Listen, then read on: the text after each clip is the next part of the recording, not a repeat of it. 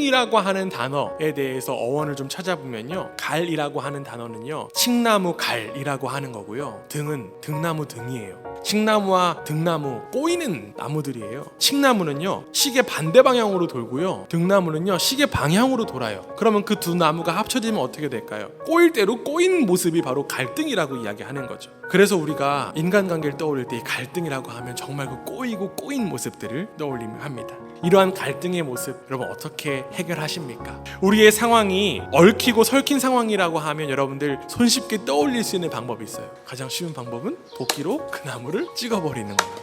그렇게 되면 그 나무는 죽어버립니다. 혹여나 갈등 가운데 있으므로 쉽게 잘라내는 그런 어리석은 선택을 하지 않는 우리 되기 원합니다. 내가 죽는 지름길이에요. 갈등의 상황 속에서 서로를 마음으로 용납하고 용서하고 존중한다면 문제는 의외로 쉽게 풀릴 수 있습니다.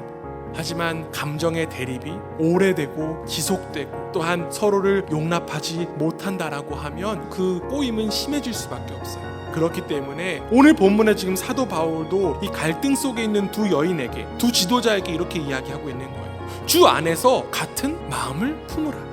여기 지금 주 안에서 같은 마음을 품으라 라고 할 때 중요한 포인트가 무엇일까요? 주 안에서라는 것입니다. 신앙생활이란 자기중심성을 내려놓는 과정이에요. 세상의 중심을 자기 기준으로 판단했기 때문에 갈등이 해결할 수 없고 자꾸만 꼬여요. 여전히 자기 중심성만 가지고 신앙생활하기 때문에 자꾸 어려움만 있어요. 우리는 그 자기를 비운 그 마음에 그리스도 예수를 중심으로 품어야만 합니다. 갈등 가운데 내 자신을 내려놓고 그 자리에 주님을 중심으로 세우기 원합니다. 이는 단순히 교회 공동체만의 이야기만은 아니에요. 우리가 가정에서, 학교에서, 직장에서 수많은 갈등들 있습니다. 그런데 그 갈등을 들여다보면 모두가 다 자기중심성 가지고 있기 때문에 그러는 거예요. 하나님 안에서 자기중심성 깨어진 우리가 먼저 기억해야 될 것은 그 중심에 하나님께서 계시기를 자꾸 만들 수 있는 우리가 되어야만 합니다. 비록 나는 주님의 용서와 용납을 받을 수 없는 그런 자격이지만 그럼에도 불구하고 주님은 나를 용납하시고 용서하셨어요. 이미 나를 받아주신 그 주님의 은혜를 떠올리며 갈등을 주님 안에서 해결하는 우리 모두 되기 원합니다. 여러분 기억하십시오. 주님과 나, 주님과 다른 사람의 관계는 주님을 꼭지점으로 한 삼각형과 같습니다. 본질적인 일에는 일치를, 부차적인 일에는 자유를, 모든 일에는 자비를.